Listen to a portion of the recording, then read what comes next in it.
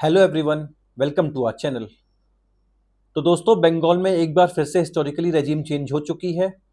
Congress left और ममता बनर्जी के बाद पहली बार मौका मिला है बीजेपी को अंडर शुभेंदु अधिकारी to rule over Bengal.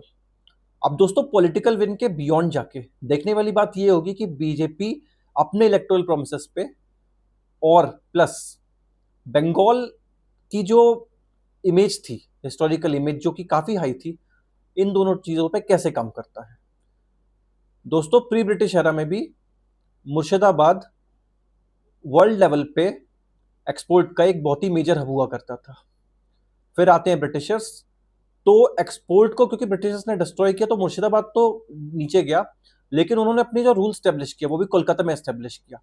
Britishers के बारे में एक बात कहा जाता था कि वो अपना अगर वेस्टर्न हेमिस्फीयर लंदन से रूल करते थे तो वो ईस्टर्न हेमिस्फीयर कोलकाता से रूल करते थे।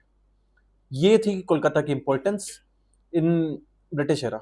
अब बात आती है पोस्ट इंडिपेंडेंस एरा की, जिसमें भी कोलकाता का लेवल इस बात से लगाया जा सकता है कि सिंगापुर के founding father Lee Kuan Yew Kolkata को एज एन इंस्पिरेशन देखते थे सिंगापुर के लिए। आप दोस्तों बात करते हैं कि बंगाल का डाउनफॉल कहां स्टार्ट होता है।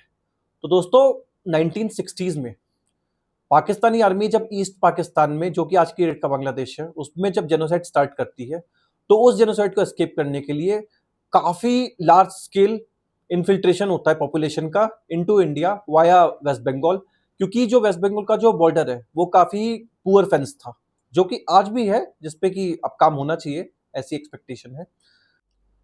फिर बंगाल का डाउनफॉल का दूसरा फेज चालू होता है with industrial downfall from 1977 onwards, which continued till 3 decades until 2006।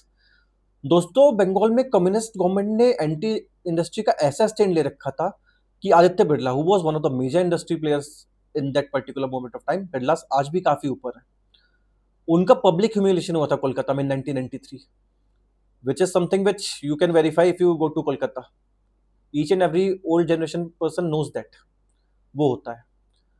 दोस्तों, इस एंटी इंडस्ट्री स्टैंड की वजह से जो हमारे इकोनॉमिक रिफॉर्म्स है 1993 में, जिसका फायदा हर कोस्टल स्टेट ने उठाया, लेकिन वेस्ट बंगाल उसका फायदा उठा ही नहीं पाया, इंस्पाइट ऑफ कि वो इंडस्ट्रियल इमेज एक ठीक ठाक रखता भी था, प्लस एक हाईली इंटेलिजेंट पॉपुलेशन भी थी बंगाल के पास, उसके बावजूद वो फायदा नहीं उठा पाया। फिर दोस्तों 2006 के बाद फेज आता है बुद्धदेव भट्टाचार्य का, जिन्होंने ये रियलाइज कर चुका था कि पुरानी जनरेशन के साथ शायद से ये चल गया एंटी इंडस्ट्री स्टैंड, लेकिन नई जनरेशन के लिए इंडस्ट्रीज को बुलाना जरूरी है। बट दोस्तों, बुद्धदेव भट्टाचार्य जिस कंस्ट्रक्टिव डायरेक्शन में काम करना चाह रहे थे वही उनकी पावर को स्ट्रेंजली छीन लेता है।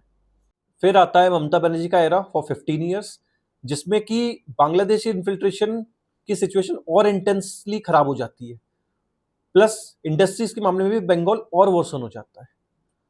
आप दोस्तों, बीजेपी आई है पावर में, और जिसने आते ही एक जो सबसे पहला काम स्टार्ट किया वो किया है बॉर्डर फेंसिंग का, जो कि काफी एक कमेंडेबल स्टेप है। लेकिन दोस्तों, हम ये वीडियो इन क्वेश्चंस के साथ एंड करेंगे कि आगे चल के देखने वाली बात ये होगी कि ऑलरेडी एग्जिस्टिंग इन्फिल्ट्रेटर्स जो है वेस्ट बंगाल के अंदर, उनको निकालने के लिए क्या बीजेपी स्टेप्स उठाती है, एक बात। दूसरी बात, बॉर्डर फेंसिंग के बाद न्यू इन्फिल्ट्रेशन पे कैसे काम होता है वो भी एक देखने वाली बात होगी। और तीसरी और सबसे इंपॉर्टेंट बात, बंगाल अपनी इंडस्ट्रियल इमेज फिर से कैसे पाता है। Thank you.